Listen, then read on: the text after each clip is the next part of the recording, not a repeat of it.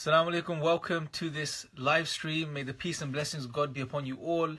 We're going to be discussing a very interesting topic today, which is to do with the oneness of God. And this is a big question, right? Because normally what we've been doing up until this point is we've been speaking about, God's existence, God's the power of God, how much God loves us, what God does for us, so on and so forth. But we haven't touched upon the oneness of God itself. And this is something I want to touch upon in this live stream, because one thing I want to clarify is how many gods are there? This is a question that some people sometimes ask. Now, there is a natural answer to this, and the natural answer is if there is an all-powerful creator, he must be one. However, there are some people still that have many different ideas, many different conceptions. For example, our Christian brothers and sisters in humanity, they would say that God is not one, or is one, but it's three in one, and there's three distinct beings which make one Godhead. So we're going to be discussing these things today regarding the oneness of God, and I want to really share with you some very simple yet very rational and sound arguments which prove that God indeed is one. But on top of all of this, I want to show you how intuitive it actually is, the belief in one God, how natural it is. And this is why I said there's many people who, once they accept and understand that there is a creator, which is quite a natural belief in itself and is a part of our very nature, the oneness of God naturally follows. However, there are some people that may have the question about, how many gods are there and so on and so forth, because they would say, for example, there are many world religions and there are many different people from many different backgrounds that believe in many different numbers of gods. So, for example, they say the Hindus believe in many gods. So why one God? Why not 3 gods or 4 gods or 50 gods or 100 gods? This is what I want to talk about today. And before I get into the subject, before we really look into this and engage with this topic, what I want you guys to do, whoever's watching this live right now, to share this with as many people as you can on your Facebook pages. Just click the notification button so when we're live next, you guys can see us. Just keep sharing this on your Facebook page. If you're a Muslim that's tuning in, brothers and sisters, please share this with others so they can benefit too. If you are a non-Muslim who's tuning in, I welcome you, and I really encourage you to stay all the way through. And also, everyone that's watching and listening, please make sure to share your comments. I can see your comments at the bottom of the screen, and that way we can have a very engaging session, God willing. So if you have any questions, anything you want to say which is related to the topic we're discussing today, then please leave your comments at the bottom, and then I can see them and I can try to answer them the best I can. If not, I can refer you guys to someone who may be able to answer your questions. But what I want to do with this format today is that I want to make it a bit more interactive. So as I'm speaking, if there are some comments that are coming up, questions, I will take pauses in between the content and I will address you guys as and when we go. So no one's questions are missed out, because I know some people may be tuning in that may not have, a whole 40 minutes, 50 minutes to stay. So they may come on, they may have a question, they may put the question up. So I'll try to address and answer your question as soon as I see it come up. That being said, let me just reiterate the topic we're going to be discussing about today. And the topic is the oneness of God, and addressing the idea of there being more than one God and why this concept or this notion fails. And addressing people who may claim that there's other arguments on the other side of the spectrum. But we're going to deal with this topic of the oneness of God, and we're going to show that the belief in one God is not only natural, but it's also very rational, and it's also very intuitive. It makes complete sense, and I'm going to give you guys some very simple arguments which prove this. One of the arguments I'm going to share with you is from the Quran itself, because the Quran is the final revelation of God, and the arguments that God presents in the Quran are the best of arguments. There are no better arguments. So that's the topic that we're going to be discussing today, and it's a very relevant topic, because this is the differentiating factor between truth and falsehood. Because we live in a world, yes, there may be lots of atheists, there may be lots of skeptics, there may be lots of these types of people, but at the very same time, there are loads of people who actually believe in a supreme power, believe in a supreme being. However, they don't know entirely who this being is. And there's sometimes a bit of confusion as to, what's the nature of this being. Is it like the Christians say that it's one God, but this one God has 3 parts? Or is it like the Hindus say that there's not one God, there are many, many, many, many gods, and there is one supreme God. So which is it? How is it? How does this all work? And I'm sure you'll find this very, very interesting, because someone on that journey towards God, someone who is on a journey to discover who their creator is, this is a very relevant topic, because for you to now find your creator and connect with him, you need to know who he is. And if you don't know who he is, you can't connect with him. So it's very important we establish this today. And in Islam, one of the beautiful things about Islam is that Islam came to clarify this concept once and for all, one last time till the Day of Judgment, the concept of Tawheed, this unique oneness of God, the oneness of God in every way, shape or form, whether it be in the worship of God, whether it be in the lordship of God, whether it be in the names, in the most beautiful names and attributes of God. Islam came to establish that unique oneness, to single God out for all acts of worship, everything. That's it. Just focus on God alone. There is only one God, and so on and so forth. And we'll discuss some of these topics today. But like I said, anyone that's tuning in now, please share this live stream. Let's get this out to as many people as we can so they can benefit too. And if you're a Muslim, please share this on your Facebook page, so especially with your non-Muslim friends and guests, right? So they can interact and they can come on, they can benefit too. If you're a non-Muslim, I welcome you once again. And I hope you stay all the way through. And like I said, for everyone, if you guys have comments, if there's any questions you guys have, please leave them in the comment section. I can see it.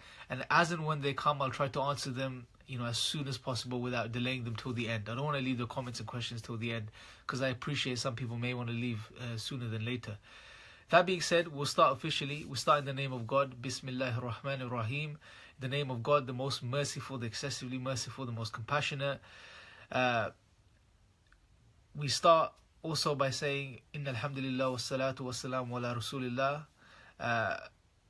Well, now, brothers and sisters, what I want to share with you first and foremost is, and I've done this before in previous videos, we have established that there are good reasons to believe in God's existence. Not only this, we have established that the belief in God is natural, it's intuitive, it's a part of our very nature. In Islam, this is called the fitrah. This first pure nature that every single human being is born with. And this nature becomes covered, it becomes clouded, maybe due to, our social upbringing, things that happen in our lives, just the way society thinks and the society functions. Whatever the case is, sometimes even our sins, even the wrong things that we do sometimes in our lives, it causes this nature of ours to become covered. So as human beings, what we need to do is that there is still an inclination within us to search for the truth, to know the truth. And there's something inside us that's always telling us, there's a little whisper inside of us that's always telling us there is more to life than just what we perceive, than just working 9 to 5, coming home, having your food, watching TV, going to sleep, and repeating this cycle over and over again. There is something more to life. There is much more to life than this. And we know this. We have this inclination within us. There's an itch within us.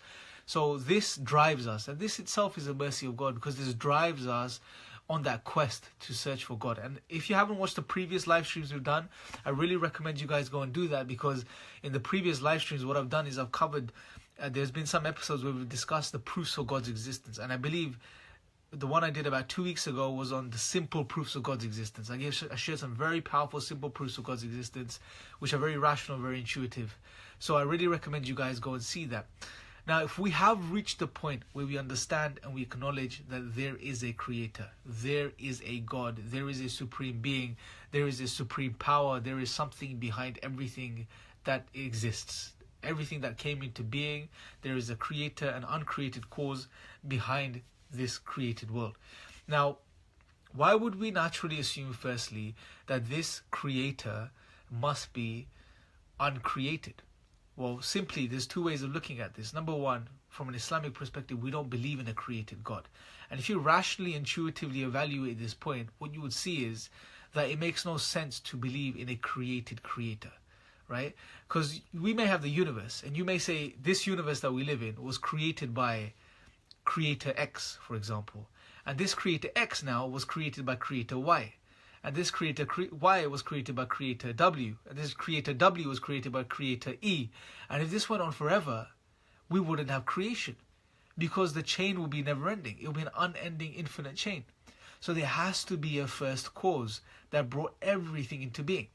Now, a simple analogy to put this into perspective for you guys is this.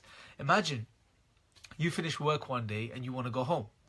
Now, for you to get home, you need to get on the bus, right? Now, the bus stop's right outside of your work, and you go to the bus stop and you realize you don't have a coin. You need 1 coin to get on the bus. So what you do is you ask the person behind you at the bus stop, can I have a coin because I need to get on the bus?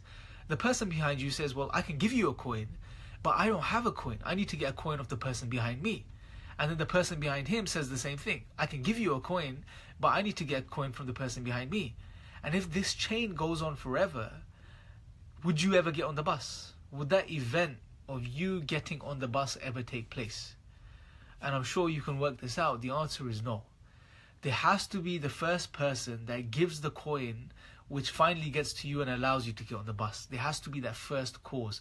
Now apply this to the whole of reality and existence. The whole universe that we're living, everything that exists right now, has to have an uncaused cause for it to exist. Otherwise we wouldn't be here today, right? And it's that simple. The creator of the heavens and the earth is uncreated, eternal. And this is exactly what God says in the Quran in the 113th chapter. He has no beginning, He has no end. There is no beginning to God. He is eternal. This creator must also, now let's rationally keep working through this. This creator must also be transcendent, meaning he must not be a part of his creation. Okay? Now, let's analyze this for a second, because we know that there are some people from different traditions and backgrounds, such as Hindus, such as, for example, Sikhs even, they would say, and even Christians, that they would say to an extent, they would say that in their own ways, that they would say that this creator is a part of his creation. He permeates the creation. He is a part of this creation that he has created. Now, we'll analyze this on a more technical level, but from a very simple point, as soon as you hear such a claim, something doesn't add up. Something doesn't make sense. It just doesn't seem right. And I'm sure if you think about it, you'll figure out reasons why. One simple reason is, how can the creator of everything that existed before the things it created, how could it be a part of its creation?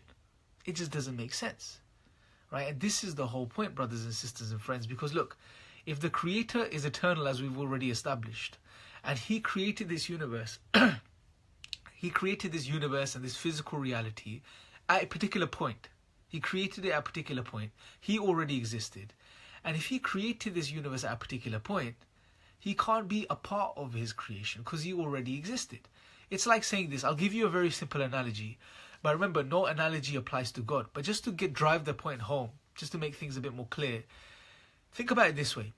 If you were a carpenter and you built a table, do you become the table? Ask yourself that question. The answer is no. I mean, if you were to build a chair, you don't become the chair. So in the same way, God created everything. He created all of this reality and everything that exists, but he is not a part of his creation. He is distinct and disjoint from his creation. He is separate from his creation. He is above his creation.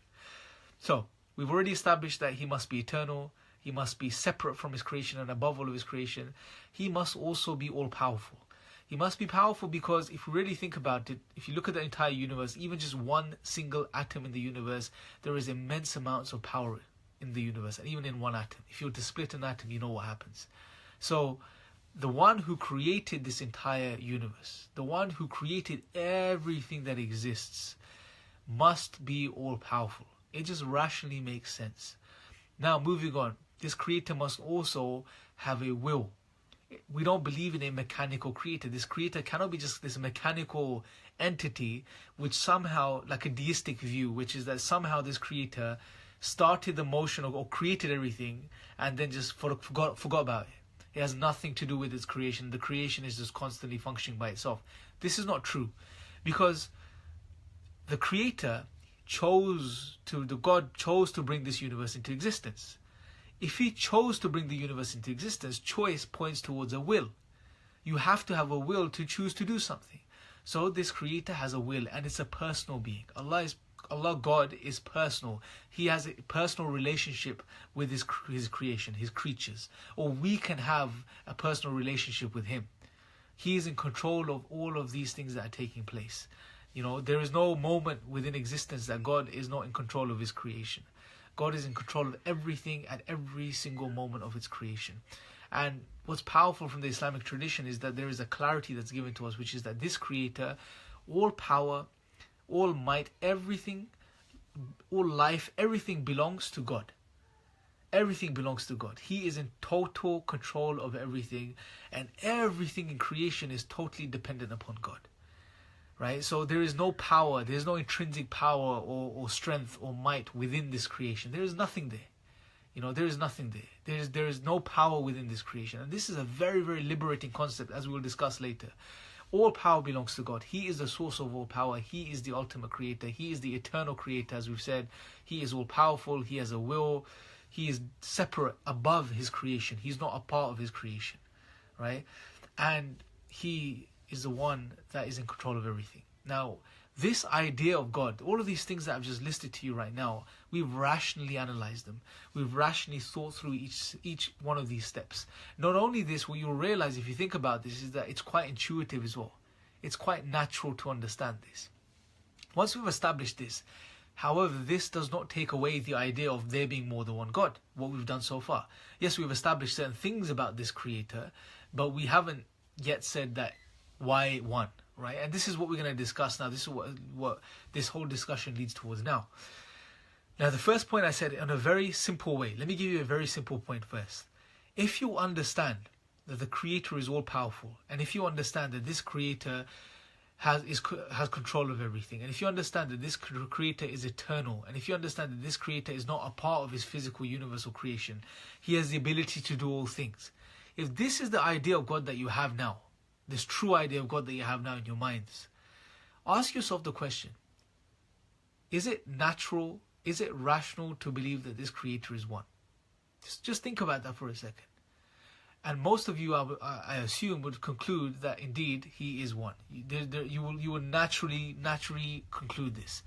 Now, before we move on, brothers and sisters, I just want to check if there's any comments. Like I said before, whoever's watching, please leave your comments below. Any questions you guys may have, any suggestions you may want to suggest, please leave them below so I can see and I can engage with you. Let me just have a look if there's any questions that are there at the moment.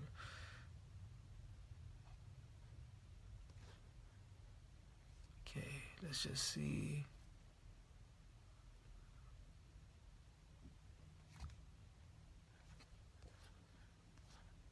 Right, okay, so I don't think there's any questions at the moment. Okay. Any questions, guys, please do leave them below and I'll address them the best I can. If I don't see them now at the end of the live stream, I'll address your questions. So moving on, naturally, it's natural to believe that an all-powerful Creator who's able to do all things must be one. Let me give you guys a simple analogy. Imagine you're sitting at home tonight after this live stream, you put on a bit of TV, you're watching a TV show or something, and you hear a knock on the door, okay? As you hear the knock on the door, what's the first thing that comes to your mind? Think about that for a second. Maybe leave it in the comments below. What's the first thing that comes in your mind? So you're sitting there, you're watching, you're watching TV, you're watching a program, you've got popcorn with you, you're sitting there, and you hear a knock on the door. What's the first thing that comes to your guys' mind? What is it? What's the first thing that will come to your mind? Let's see if you guys can give me some suggestions. Or even just think about it for a second. Just think about it for a second. What's the first thing that's going to come to your mind? If you really think about it, the very first thing that will come to your mind is someone is at the door. It's natural. It's quite a natural thing to think that somebody is outside. Somebody's at the door. And this is not normal. This is natural. The point is that you wouldn't assume that there is an entire football team at the door. At the same time, you wouldn't assume that there is no one at the door. Okay? But why? The answer is because as human beings, we understand that if the door is knocking, it's not that no one's at the door and the door is knocking. That's not possible. Somebody has to be there. At the very same time, for the door to knock, you need a minimum of one person. Right? So if there's one person there, one person can knock the door. However, you don't assume that there's an entire football team there. You don't assume that there is 50 people or 60 people or 10 people, whatever the case is. You don't assume this because you don't need 10 or 12 or 5 people for the door to knock. Yes, when you open the door, you may realize there's 5, 6 people, but your natural, intuitive, rational assumption is that there is someone at the door. right? In the same way, if you see a car driving down the road and the windows are completely tinted, you can't see inside the car, you can't see the driver, you assume someone is driving the car. You don't say no one is driving the car. At the same time, you don't say 4 people are driving the car, because you know one person is sufficient for the car to be driving, right? So this is the point. So when it comes to the entire universe and entire creation, when you know that an all-powerful creator exists, then is it rational and natural and intuitive to believe that one all-powerful creator could take care of everything and maintain and sustain everything? Yes, it is. So there is no need for a second, third, or a fourth. Now, this principle is called Occam's razor. We don't need to get into the terms, but the point is that there is no need. The principle basically states that there is no need to multiply entities or causes beyond necessary, right? So this is very, very simple principle to understand. Moving on, now I want to give you a very, very powerful argument from the Quran itself. Now, there are several places in the Quran where God alludes to a very similar argument, but one place I believe is in chapter 21 verse 22. I'll have to check that. But God says something very powerful. He says that had there been more than, other than Allah, other than God, other deities, other gods within the heavens and the earth, then the heavens and the earth both would have been completely ruined. Now, on the surface, it's a very, very simple statement. If you really think about it, what God is saying, had there been other gods besides the God, the creator, within the heavens and the heavens and the earth both would have been ruined. Now, this is very simple and intuitive to understand, because look, whenever there's a ship, the ship sailing, how many captains of the ship are there? The lead guy who's sailing the ship, there's always one. Take an architecture or a building project. How many chief architects are there? There's one. How many leaders of the country are there? There's one, right? So this is a very natural thing to understand. That had there been more than one God, they would have destroyed, everything would have been ruined, everything would have been destroyed, right? At the very least, one morning you would wake up, the sky would be blue, the next morning you will wake up, the sky will be green, the next morning it will be pink and yellow, and some days people will be walking, some days people will be flying, some days people will be doing this, that, and the other, everything will be taking place, right? It'll be chaos, basically. Everything will be in chaos. Now, understanding this, we don't see chaos. We see order within the heavens and the earth. We see order within the universe. We see order within the laws of physics and the laws of logic and all of these things. This order points towards there being only one God. Now, some people make the contention here. They say, well, okay, hold on a second. I can give you an example of where many creators or designers come together and they work together and they produce a very good product. And there is no chaos, right? For example, they say, take car design. When people are designing a car, you know, you have some people that design the wheels. You have the designer of the wheels, the creator of the wheel. You have the creator of the chassis of the car. You have a creator of the engine of the car. You have a creator of the windscreen of the car, and so on and so forth. They all come together and they work together. But there is a big problem with this, brothers and sisters and friends, because this analogy is flawed. This analogy is an analogy of human beings. Human beings, by their very nature, are limited. Human beings cannot, are not unlimited. Human beings have wills which are compromised. God's will is not compromised. In this Islamic tradition, God tells us very, very clearly that He is Al-Qahhar, for example. He is the one that overpowers. He is the one that's irresistible. He is the all-powerful. He is the one that's in control of everything. He is the one that has power to do everything. He does not compromise. His will is not compromised. If this is the case, then there cannot be any other God. Because if there was any other God or deity, there will be chaos. Like God says in this verse, the heavens and the earth both would have been completely ruined, right? Or in another verse where God says that all the gods would have just taken everything apart and taken what belongs to them and gone away, right? So the point is that God's will is not compromised. God is the supreme being. Nothing comes close to Him. Nothing can negotiate with Him. Nothing can argue with Him. Nothing can suggest anything to Him. Whereas the human beings are limited. So human beings rely on others. We depend on others. Now go back to the car design example, right? Yes, the car designers come together, but their wills are compromised. Unlike God. For example, the guy that designs the wheel, say he designs an 18-inch wheel. Now the guy that designs the chassis, the guy that's designed the car, the wheel bay on the chassis, he can't design a wheel bay which is 12 inches because the wheel won't fit. So he is compromised by the guy that's designing the wheel, and vice versa, right? And this is the thing. So the analogy fails. When it comes to the universe, the heavens and the earth, when it comes to God, the creator, either one of two possibilities are possible. Number one, that there's more than one God and everything is ruined. Or number two, nothing is ruined, everything is in order, and therefore there is only one God. And the second possibility is the true possibility, or the truth, because that's what we see. We see order within the heavens and the earth. We see order within the universe. We see order within our lives, our beings. And this signifies that there is only one God without a shadow of a doubt. Now, I've given you two very simple, rational, intuitive reasons as to why God is one. God, there cannot be more than one God, right? And like I said in the beginning, this concept of the one God, one all-powerful supreme God, is very natural and is very intuitive. And throughout history, even these other traditions, for example, take Hinduism, for example, right? Even though they may claim or believe in many smaller gods or specific gods that are specific to do with certain things, however, the creator, they even believe in the one supreme God. They even have this concept, right? So this is what we need to understand, that even in their tradition, they have a supreme creator. However, they believe in smaller beings, which they get incorrect. So even they don't compare anyone with that one true being. If you look at their classical traditions, that's the case there as well. They believe in only one God. Even with Sikhs believe in one supreme God too. Yes, they may have a bit of a misunderstanding as to the nature of God, but they also believe in one God.